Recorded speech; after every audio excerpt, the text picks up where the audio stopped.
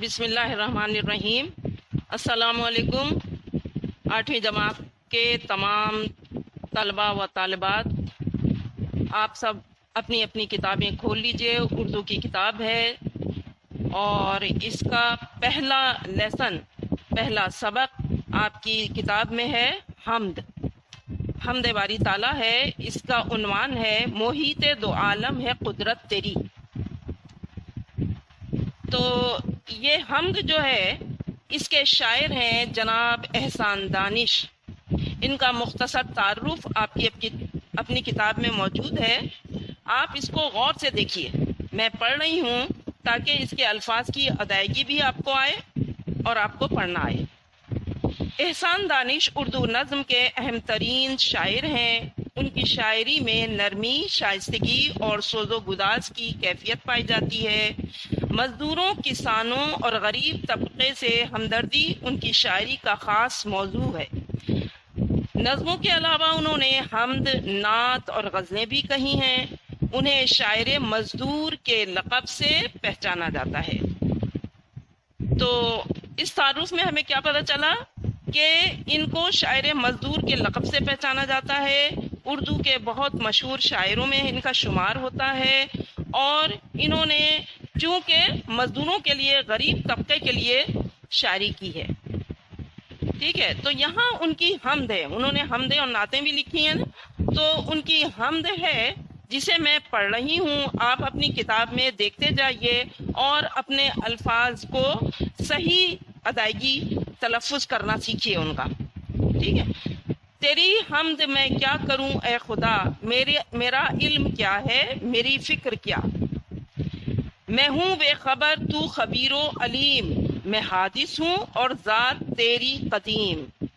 مکان ہے تیرا، لا مکان ہے تیرا، زمیں ہے تیری، آسماں ہے تیرا۔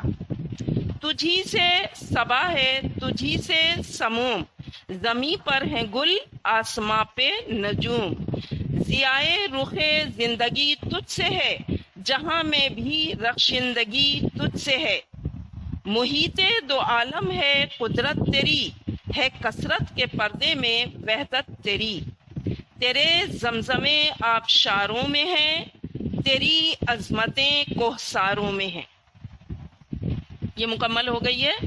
اب آپ اس میں دیکھیں گے اپنی کتاب میں جو مشکل الفاظ ہیں ان کو لال رنگ سے ظاہر کیا گیا ہے، اور ان سب مشکل الفاظ کے یہاں پہ کتاب میں ہی ایک سائٹ پر معنی دیے ہوئے ہیں۔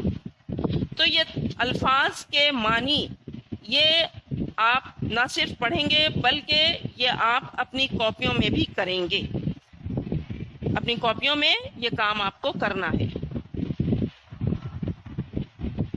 اب میں آپ کو بتاؤں، اس کی مختصر سے وضاحت ہر شعر کی بتاؤں گی، اور یہ آپ بہت غور سے سنیے گا، سمجھیے گا، تاکہ جو آپ کے پیپر ہم بنائیں گے، جو سوالات اس میں دیں گے، ان میں انہی میں سے ہی ہم دیں گے۔ جو لیکچر آپ کو دیا جا رہا ہے اسی میں سے دیں گے ہم آپ کو پیپر بنا کر۔ دیکھیں، پہلے شعر میں شاعر اپنی عاجزی، اپنی کم علمی، اپنی علم اور فکر کی بے بسی ظاہر کرتے ہوئے اللہ تعالیٰ سے مخاطب ہو کر یہ کہہ رہا ہے کہ میں تیری حمد و ثنا کرنا تو چاہتا ہوں، میں تیری قدرت اور کمالات بیان تو کرنا چاہتا ہوں، لیکن میرا علم اتنا ہے ہی نہیں کہ میں اسے اپنی زبان سے یا اپنے قلم سے بیان کروں۔ تیری تعریفیں بہت زیادہ ہیں اور میرا علم انتہائی محدود ہے، تو اے میرے اللہ، میں یہ کیسے کروں۔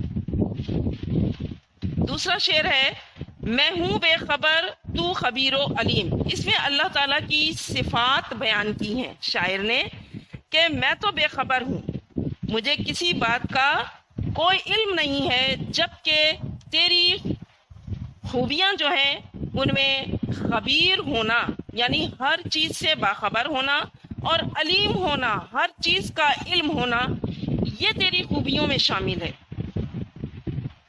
میں حادث ہوں، یعنی مجھے تو تو نے پیدا کیا ہے، میں تو نئے سرے سے پیدا ہوا ہوں، جبکہ تیری ذات جو ہے قدیم ہے، بے پناہ قدیم ہے، یعنی اس کا کوئی سرا نہیں ہے، کوئی نہیں جانتا کہ تو کب سے ہے۔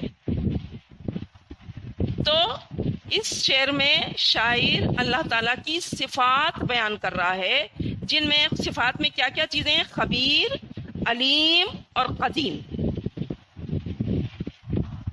تیسرا شعر دیکھیے، مکاں ہے تیرا لا مکاں ہے تیرا، زمیں ہے تیری آسماں ہے تیرا، یعنی جو کچھ تو نے اس زمین اور آسمان کو بنایا اور اس کے درمیان بنایا وہ سب تیرا ہے، اور جو اس سے بڑھ کر آگے ہے، جس کی کوئی حدیں نہیں ہے، وہ لامکاں بھی تیرا ہے، وہ بھی تو نے ہی بنایا ہے، اس کا بھی مالک تو ہے، یعنی تو خالق بھی ہے، مالک بھی ہے، تو مدبر بھی ہے۔ ان کو چلانا کس طرح ہے، کب تک چلانا ہے، کب تک قائم رکھنا ہے زمین و آسمان اور لامکاں کو، یہ سب تو اچھی طرح جانتا ہے۔ زمین ہے تیری آسمان ہے تیرا، یعنی ہم جہاں رہتے ہیں، جس آسمان کے نیچے رہتے ہیں، ہم اسے رہتے ضرور ہیں، لیکن یہ ہے تیری ملکیت، ہمارا کچھ بھی نہیں ہے، بنایا بھی تو نے ہے، مالک بھی تو ہی ہے۔ آگے دیکھیے اگلا شعر ہے، تجھی سے صبا ہے تجھی سے سموم، تیرے ہی حکم سے صبا چلتی ہے، یعنی صبح کی ٹھنڈی ہوائیں تیرے حکم سے، تیری مرضی سے ہی چلتی ہیں، اور تجھی سے سموم یعنی گرم ہوائیں، سموم کا مطلب ہے گرم ہوائیں، تو جو لو چلتی ہے، گرمیوں میں ہوائیں چلتی ہیں، وہ تیرے حکم سے ہی چلتی ہیں، تیری علم اور حکمت کے تحت چلتی ہیں۔ تو اچھی طرح جانتا ہے کب ٹھنڈی ہوائیں چلانی ہے اور کب گرم ہوائیں چلانی ہے، اور اس کا کیا مقصد ہے یہ تو بہتر جانتا ہے۔ زمین پر ہیں گل آسماں پہ نجوم، زمین پر جا بجا بکھرے ہوئے ہزاروں لاکھوں قسم کے رنگ برنگے پھول جو ہیں وہ تیری قدرت کے شاہکار ہیں، اور آسمان پر چھوٹے بڑے جگمگ کرتے ستارے وہ بھی تیری کاریگری کا ایک واضح ثبوت ہیں۔ اگر انسان ان سب چیزوں پر غور کرے تو اس کو تیری قدرت اور کمال کی بے پناہ خوبیاں سمجھ میں آئیں گی۔ اگلا شعر دیکھیے، ضیائے رخ زندگی تجھ سے ہے، یعنی زندگی میں جو روشنی ہے وہ تیری ذات سے ہے، تیری وجہ سے ہے۔ ہماری آنکھوں میں نور جو ہے، روشنی ہے، وہ تیرا دیا ہوا ہے، اور جو کچھ ہم دیکھتے ہیں اس دنیا میں، زمین میں، آسمان میں، وہ تیرے دیے ہوئے نور کی وجہ سے دیکھتے ہیں۔ یہ ساری رونق تیری ہی عطا کی ہوئی ہے، جہاں میں بھی رخشندگی تجھ سے ہے، اس پوری دنیا میں کی چمک دمک رونق یہ سب تیری ہی وجہ سے ہے۔ اگر تو نے یہ رونق نہ دی ہوتی تو ہر طرف اندھیرا ہوتا، تاریکی ہوتی، سناٹا ہوتا، لیکن تیری مرضی یہی تھی کہ یہاں رونق ہو، چمک دمک ہو، زندگی جاری و ساری رہے، تو وہ سب ہو رہا ہے۔